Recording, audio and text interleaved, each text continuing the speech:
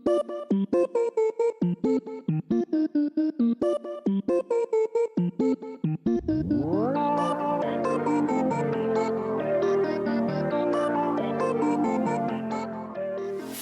there, baddies. Welcome to Enthusiastic Encouragement and Dubious Advice, the podcast for folks who would rather curl into the fetal position than lean in. I'm your host, Patricia LZ Tuttle. And I came here to drink decaf coffee and record a podcast, and I'm all out of coffee. I'm Nicole LZ Tuttle. We're recording this show on April 18th, 2026. Reminder that this podcast is independently run, which means it's just us and Jen, and we are paying for it all, and we are hoping to be supported by listeners. Downloading, sharing, and giving us reviews and ratings are free ways to show us support. If you don't have the spell slots to write something, we understand. Thank you so much for those 5-star ratings, though. Those help tremendously. And if you have a few bucks to donate, our Patreon memberships start at $3 a month, and there are 3 tiers to choose from. And if you're feeling generous this April, sure, you can always gift a subscription.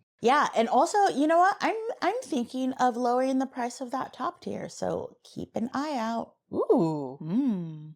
If you're looking for other ways to support us and you'd like to get a little something back on that, aside from just our fantastic voices, we have a merch shop, and you can visit that at our website, eedapod.com, where you can also find links to our bookshop, where you can see any books that we have mentioned on this show, as well as a link to the EEDA newsletter, which Patricia puts out every other week on alternate weeks from the show.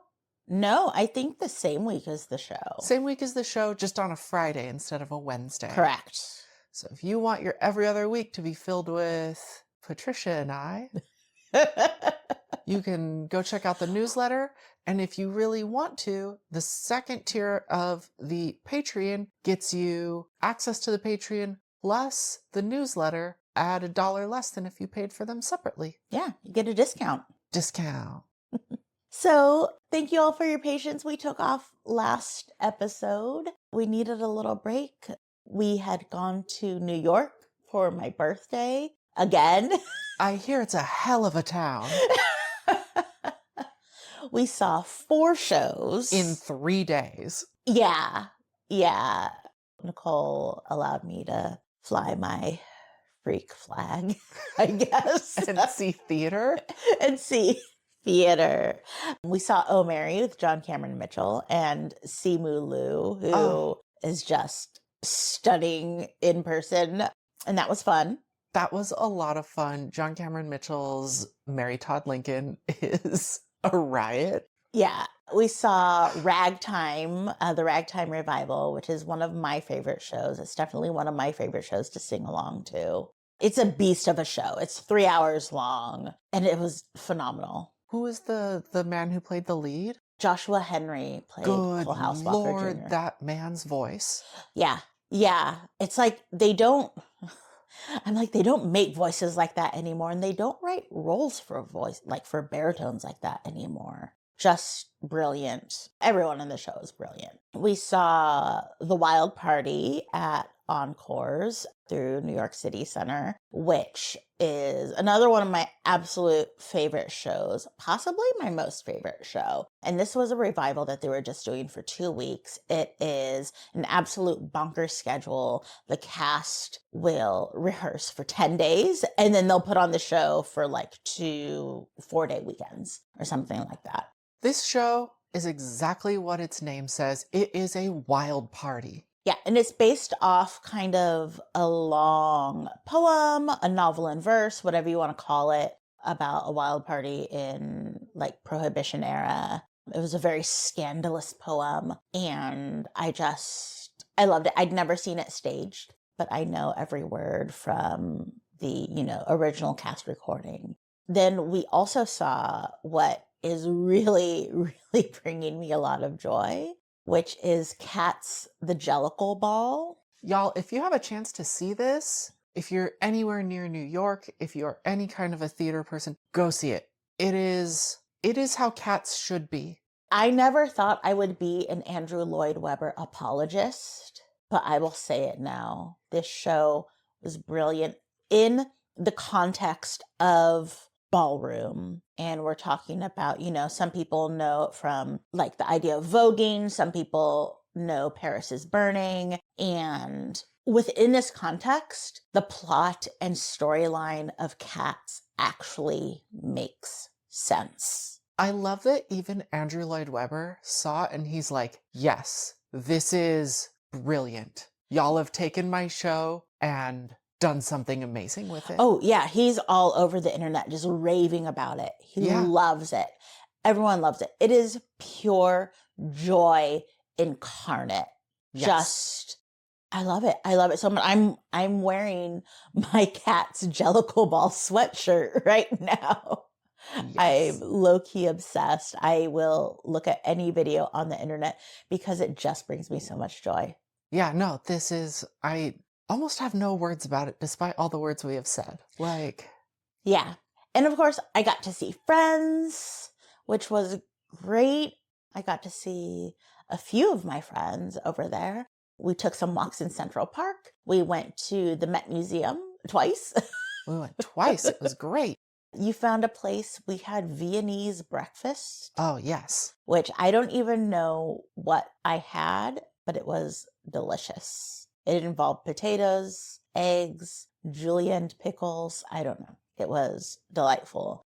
I had some Puerto Rican coffee, which has changed my life.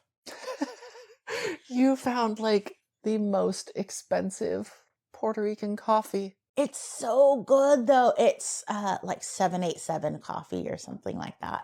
And then one of my friends over there told us about Calistuyans, maybe is how you pronounce it. I don't know. It's this massive, mostly dry goods store. So many beans, herbs, spices, teas, like all the things. Thankfully, I can order stuff online because we couldn't possibly fit everything I wanted to buy in our luggage. Yo, she was trying to bring home pounds of things. Yeah. Thankfully, on the return trip, they didn't bother us about our luggage being overweight.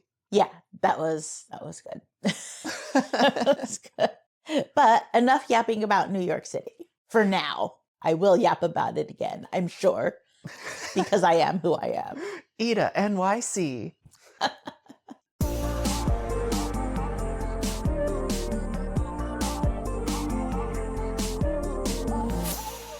Today, I want to talk about a communication skill that I am not perfect at by any means, but I try. And it's one that I think benefits everyone. And I realize that's a bolder statement than I usually make.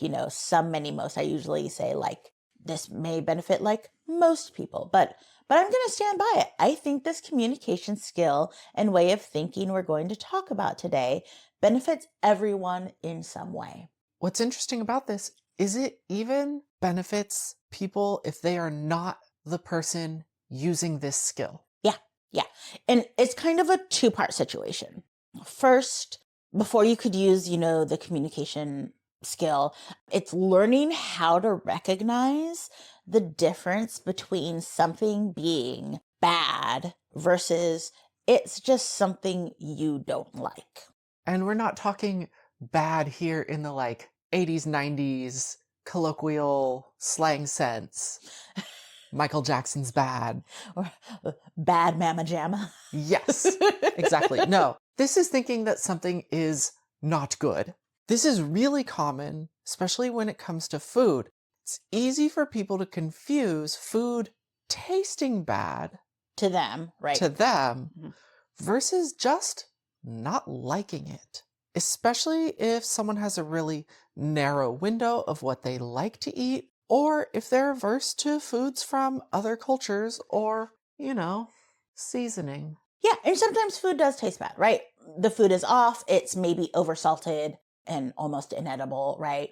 But yeah, I find, and I am guilty, people have lots of food judgments, and this isn't even getting into the health and wellness of it all. Yeah, I think personally, I don't like iceberg lettuce. Is it bad? Honestly, no, it's not bad. It's just I don't like it. Yeah. You also don't like the crunchy, spiny parts of like Romaine. romaine, Yeah. right?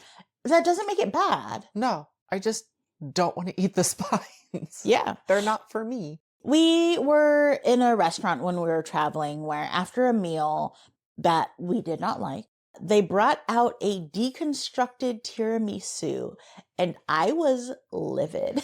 I remember because we were joking about dessert is going to be deconstructed. Yeah. And I was like, if they bring me a deconstructed tiramisu, I'm going to flip the table. And then they brought this thing out and you just looked at me like, please don't flip this table in this foreign country. The restaurant was in like some old Medici villa or something. Yeah. Like it was ridiculous. It tasted fine. Like it wasn't bad. Like it didn't make me sick, but I definitely did not like it. And I was deeply unimpressed with whatever Lincoln Log BS they served me. But there were other people there that enjoyed it. Another, I think, classic example of this, at least that we refer to in our household, is the whole disco sucks movement. Mm-hmm. And this one, for bonus points, is also full of misogyny and homophobia. And this is where I urge you to pay special attention if people are calling something bad and it's something that girls, women, or queer people like. Yeah. Once you see it, you can't unsee it. Like Yes. the color pink is bad. We see it around Pilates. A lot of dudes being like, oh, Pilates is so easy. You'll also hear it. Romance is bad. Like the romance literary genre, rom-coms, like, oh, those are bad. They're not good. They're not literature. And like, yeah. And like the whole disco sucks thing was really part of this, but also like it's a bunch of dudes whose like girlfriends wanted to hang out and dance and not spend time with them at their like hard rock shows. And therefore Disco Sucks was born because it was something that a lot of women and queer people were enjoying. Yeah. Yeah. And like you were alluding to, it's always some unseasoned, unwashed dude that is pooping on other people's music, just like in general. It's bad. It's not real music. I always like to ask them, like, where they got their music degree and training. Like, personally, I'm not into music that involves dudes screaming. Does that mean that I think something like metal is bad?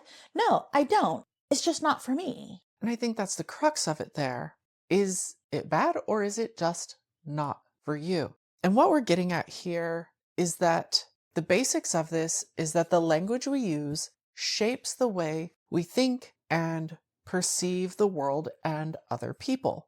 I don't want to get too much into the weeds with this here, and apologies to any linguistics people out there. But if you're interested in this, it is essentially an idea called linguistic relativity. Now, there is a lot, like capital A-L-O-T, of research and writing about this, and it touches into all kinds of other fields, notably psychology and mental health. Yeah, and you'll see a lot of self-help is based around this too, like this positive self-talk and things like that. And as you mentioned, it can affect how we view ourselves, but also other people. One within recent years that I really started to understand is using the phrase underrepresented groups. And using that phrase puts the onus on the people in those groups, as if those of us in those groups aren't standing up and trying to get ourselves represented. Like, oh, underrepresented groups, they're not trying.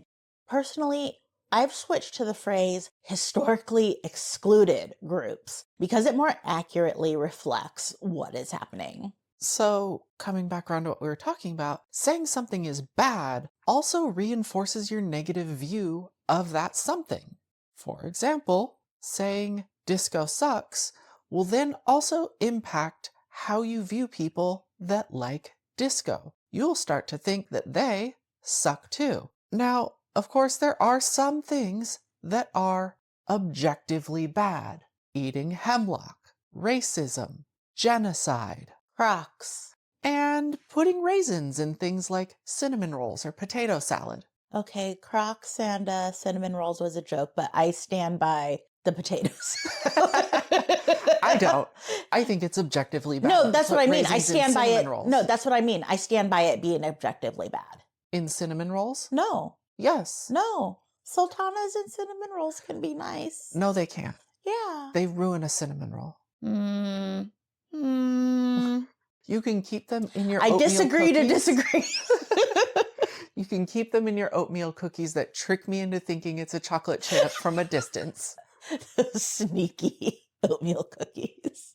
Well, this brings us around to the communication skill that we mentioned earlier. Nicole jumped the gun a little bit in the script that we want everyone to learn, and that's being able to say, it's not for me, instead of that thing you like is bad. Of course, unless it's actually bad, like harmful. So why do we do this? Well, like we said, how you speak helps shape how you view things and how you think about them. It's less about being positive and more about recognizing when to reserve judgment. Yeah.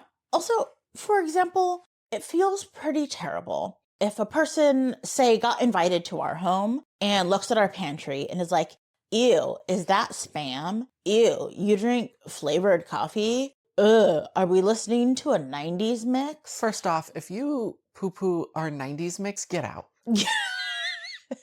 GTFO, just... What are you even doing here? It not only makes me question inviting that person over, but it affects my comfort level overall in sharing other things that I like with them. I'm less inclined to be open with someone when I feel like they're just going to judge the things that I like or bring me joy. I'm pretty sure this is one of those things that actually helps you win friends and influence people. If something just isn't for you, you can always keep that to yourself. You can just let people enjoy things. Joy can be really hard to come by, especially right now. Yeah, agreed. It's actually taken me a long time to get to a place where I could just be like, wow, we really like different food. Or along the same lines, like, we have very different palates. Or this music isn't for me. Sometimes there's humor on the internet that someone shares and I'm able to say like, wow, I'm not the audience for this. But someone out there is. There is a pot for every lid. There's a Tupperware for every lid. Yeah.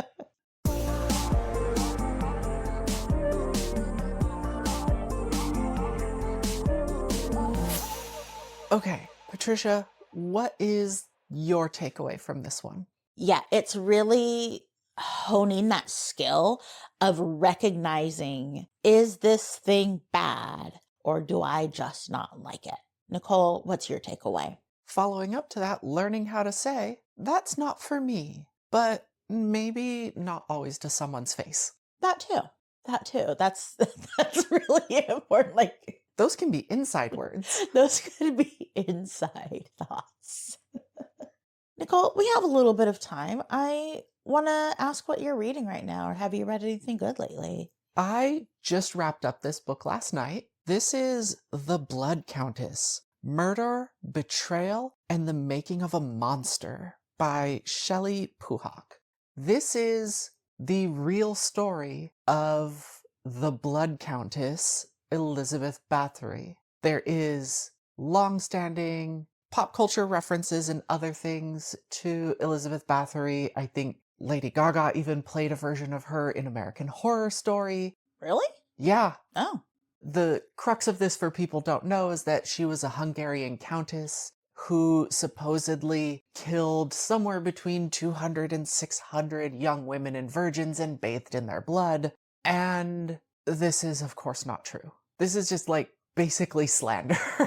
Huge smear campaign. This is the story of that. The author, Shelley Puhak, goes like deep into the archives and like letters and everything from this era. And, you know, Elizabeth Bathory was a very powerful woman from a powerful family. She owned multiple properties and had vast amounts of wealth and jewels at her expense. And due to various reasons, some of them political, some of them people who just didn't like her because of various reasons, and that she was a 50-something-year-old woman who was a widow, whose children were coming up in the world as well to be powerful, did not want her to have this level of power and really wanted her properties and wealth and jewels, and started a smear campaign that has lasted for 400 years. I mean, yeah.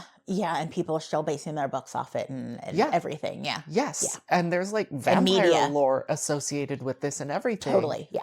Yeah, this is that story. This is the story, the true story of this woman and how some powerful and not so powerful men really ruined her name and her entire family. And it is fascinating if you are at all curious about true history of things like this. Yeah.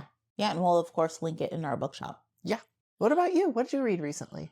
So in March, actually for book riot, I ended up reading Seasons of Glass and Iron Stories by Amal El-Mohtar. And I loved that story collection so much that I actually wanted to read more of her stuff. And so I read This Is How You Lose the Time War. I know I'm way behind. I think this came out in like 2020. And by Amal El-Mohtar and Max Gladstone. It won multiple awards. It's a sci-fi novella. Actually, it's still so popular after like 6 years now that the wait lists, like out of all our library cards, are multiple weeks still for the audiobooks. 2 months. Yeah. Some of them are like over 2 months long still. And you know what? It's legit. It's so good. It is so queer, but not in the stereotypical way. It's told back and forth through messages between two warring kind of time factions, and they're time travelers. There's red and blue, and one of them is from like the more science technology faction that goes back and forth along the timelines and is tweaking time so that they win control in the end. And then the other one is from like the garden nature natural faction that's doing the same thing, traveling through timelines and tweaking things so that they will get control in the end. And they start leaving messages for each other. And first, like they're trying to kill each other, right? Like they're enemies. But over time, as can happen through sending messages back and forth, they start to grow fond of each other, and then more so. But the way these messages are left, like these aren't just letters. These aren't just handwritten letters, right? These are just, I don't even know how to describe it. Like, it's like, oh, the letter was told to a bee and I went to this timeline and the bee stung me and the letter appeared in my mind or something. I don't know. Like, it's just... And that's what's queer about it. It's just like, so dramatic. So I really love this book. I see why it won so many awards. I see why it's so popular. I see why the wait lists are so long. I cannot wait, Nicole, until it's your turn to get the book. I know you're on a wait list with some library, and it's just wonderful. Fantastic. Yeah, you have been excited about this book for a couple weeks now, and I am just stuck here in library limbo, waiting for my copy to come in. Okay, Patricia, what has been filling your cup lately? I mean, still New York. I feel like I have different homes for different parts of my body. And like, New York is the home of my heart. The Bay Area is the home of my brain. Florence is the home of my body. It's places where I just like step off the plane or whatever. And it's like, yes, I just feel like I'm at home. New Orleans is the home of my spirit. And so I feel like I feel very fed by going to New York, and my heart is very full. So I'm desperately trying to hold on to as much of that as I can. Nicole, what's filling your cup? Yeah, New York City filled me up in so many ways that I am desperately trying to hold on to. And really, I'm at a point where I'm trying not to feel too bad about having already poured out so much of that while still like trying to hold on to it. Yeah. I don't know. In some ways, I feel like that. I don't know if you've seen that robot that's like trying to like squeegee up its liquid while spilling it at the same Oh time no. or something. Like, just like, no, my cup, it ran over and I desperately need all of it still. Yeah, I mean, like I look at the pictures we took of ourselves and just like so happy. Yeah. So happy. So, well, that's our show for today. We'd like to thank our awesome audio editor, Jen Zink. You can find her at loopyloo.com. We'll leave a link to that in our show notes. You can find the full show notes and transcript at eedapod.com. That's EEDAPOD.com. There, you can also find a link to our Patreon, our bookshop link, and a link to the ongoing Enthusiastic Encouragement and Dubious Advice newsletter. You can also find us on Instagram and Blue Sky at EEDAPod, and email us at eedapod@gmail.com. We are nothing if not consistent. We would also love it if you subscribed and rated us on Apple Podcasts, Spotify, or wherever you get your podcasts that allow for ratings. It really helps other people find us. We would also appreciate anyone who can subscribe to us on Patreon. Support there is going to help us keep this show going, especially without ads. You can find us at patreon.com/eedapod. In the meantime, we hope you find ways to be kind to yourself. Drink some water and read a book. We'll be talking to you soon. I feel like if New York is your heart, the Bay Area is your mind, Florence is your body, Yep. and New Orleans is your soul, the only place I haven't gone to is New Orleans, and I need to do that so I can collect the Patricia Infinity Stones. Well, it's on our list. Maybe in a few years.